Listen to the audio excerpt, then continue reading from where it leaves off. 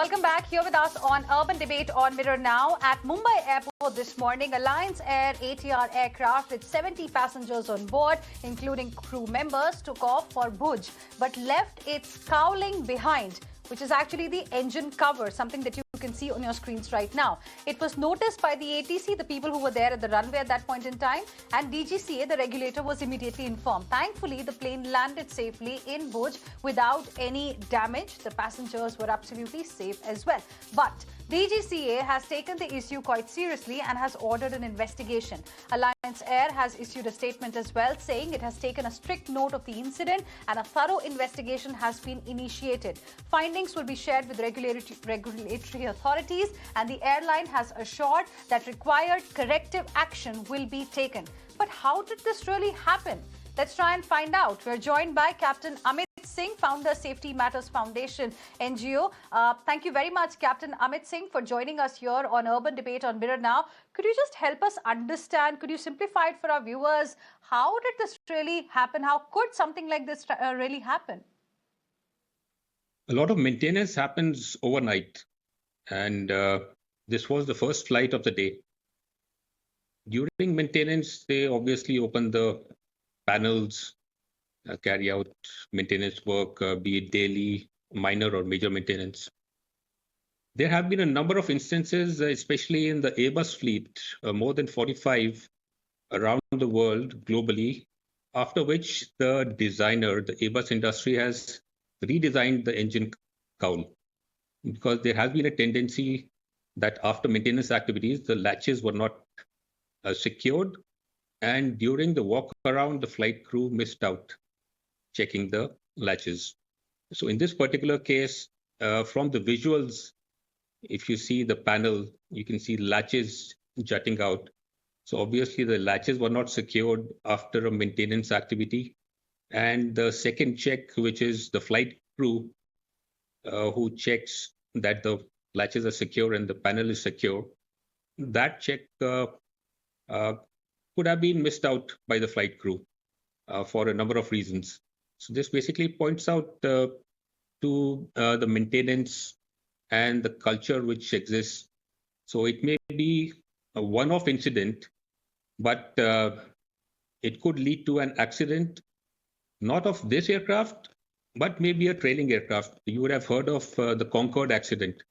How did the Concorde accident happen? Because a 16-inch metallic strip, fell off from an aircraft which took off before Concorde.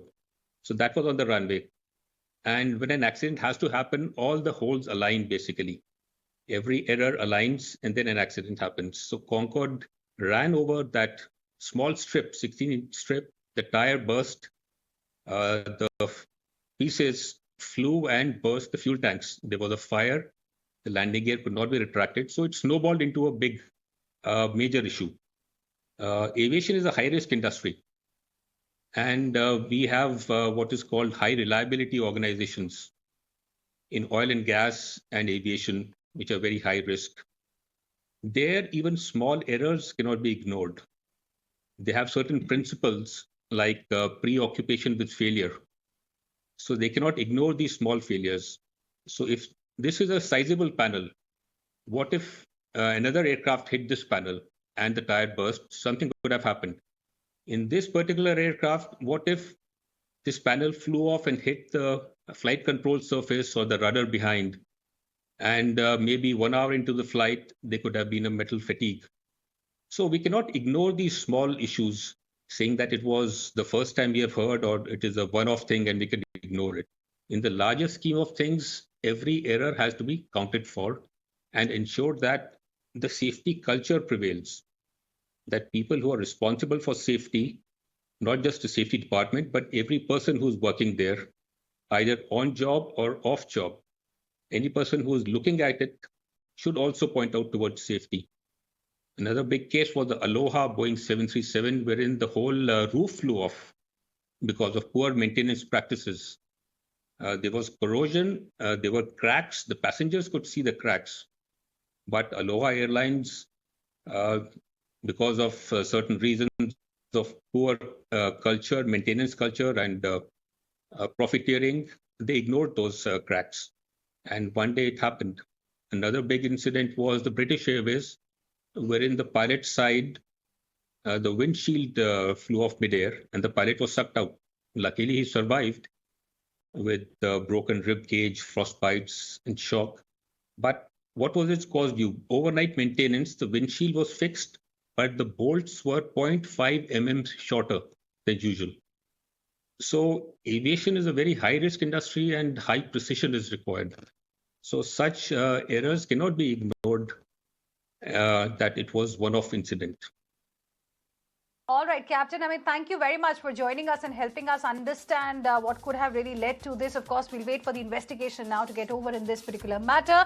Thank you for the moment for joining us.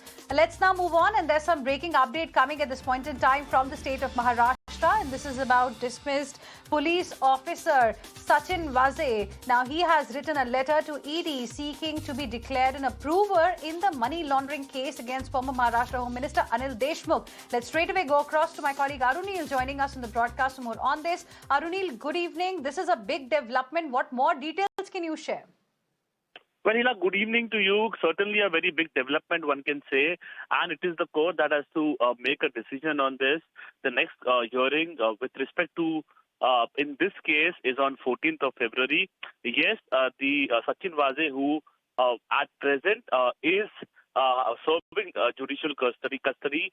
He has written a letter seeking to be an approver in the case with respect to the money laundering allegations that are there against Anil Deshmukh. These are basically the Vasuli allegations that are there against Anil Deshmukh. And this is a big setback for the former Home Minister Anil Deshmukh, considering the fact that if Sachin Waze becomes an approver and spills the beans, then it will be more trouble for Anil Deshmukh. All right. Appreciate you joining us with all of those details, Arunil. Let's now move on and talk about another important update that we have. The Bhima Koregaon Commission of Inquiry has summoned NCP Chief Sharad Pawar to depose as a witness on February 23rd and 24th. Pawar had in October 2018 filed an affidavit before the two-member commission headed by retired High Court Judge Justice J.N. Patel, probing into the causes of the violence in Bhima Koregaon area on January 1st. 2018, in which one person had died and several others were left injured. We have my colleague Shweta joining us on the broadcast for more on this. Shweta, good evening. Have we heard anything from Team Sharad Pawar in this matter? Will he be going and honoring the summon? Well, yes, talking about the Koregaon Bhima Inquiry Commission, as soon as we got the report, it has stated very clearly that there would be no adjournment given without any very specific reason. It means that, yes, all the 5 people, those who have been deposed as witness, they have to go for the hearing. And mainly, we are talking about NCP Supremo Sharad Pawar, and his hearing will be on 23rd and 24th of February. Now, remember, entire case was even again, the last hearing was in 2020, but due to COVID pandemic, Sharad Pawar couldn't go physically, but this time he has to appear. Also, if we remember, in 2018 October, he had filed an affidavit stating that he can sense some foul play when it comes to the violence which took place in 2018 on 1st of January. And with this regards, he has been summoned by the Inquiry Commission of Koregaon Bhima to give more details on it. As while interacting with the media also, he said that. Thank you, Shweta, for the moment for joining us with all of those details. We'll keep coming back to you for more on this big story. Let's now move on and talk about the election season in the country. The wait is nearly over as voting for the first phase of politically crucial state Uttar Pradesh will begin tomorrow. Tomorrow is the first phase. It was from this Jat-dominant belt of Western UP that farmers had participated actively in the stir against the centre's 3 farm laws in the national capital. Let's straight away go across to my colleague Archana joining us right now to help us understand how crucial this phase is for the state of Uttar Pradesh and how many seats are there up for grabs. Archana.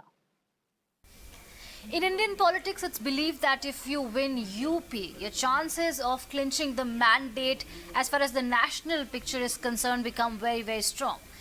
The day has come when the elections, 2022 elections, are all set to begin, and tomorrow is the first phase of voting in the very, very crucial state of Uttar Pradesh.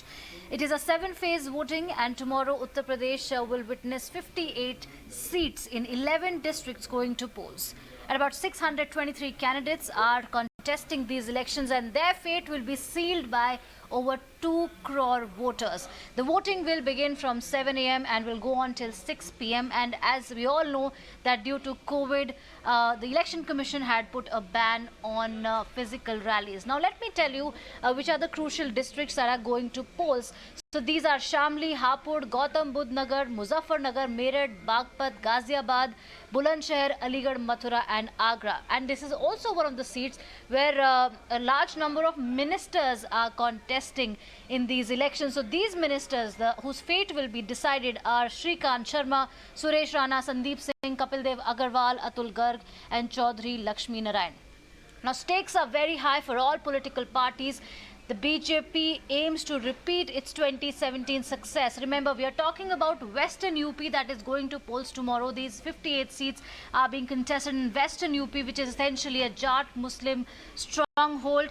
And this area was in news for several reasons, essentially because it was the epicenter of a farmers' protest against the centre's legislation as far as farm laws is concerned. So the BJP might want to really take a very close look as to what happens in these seats. In last elections, in 2017 elections, the BJP won 53 of the 58 seats that went to polls, and the BSP and Samajwadi Party won 2 seats each. So this is a very, very crucial area, the Western UP stretch as far as elections are concerned. Now, essentially all 3 parties, BJP, Congress and the SPRLD alliance, they are looking to woo the voters, and everyone has sort of settled on farmers, wooing the farmers, the youth. They are all promising them jobs. BJP has consistently maintained that their double-engine sarkar will speed up infrastructure, will give jobs, and also increase minimum punishment as far as love jihad is concerned. But on Mirror now, our election will be focused to capture the pulse of the urban voters. We will be talking about issues that really matter to people, whether it's education, whether it is jobs, whether it's unemployment, infrastructure, and civic issues of the urban voters. So our reporters will be on ground from 8 a.m. tomorrow. They will be capturing everything from the first vote to the last oath, and this is how we plan on covering our elections, assembly elections for 5 states. Over to you. Well, thank you very much, Archana, for joining us and helping us understand really what to look forward to tomorrow when the first phase of voting happens. Clearly an important day for BJP specifically. With this, it's a wrap. Thank you very much for staying with us here on Urban Debate. Heading into a short break. There's lots coming up for you on the other side as well. Stay with us.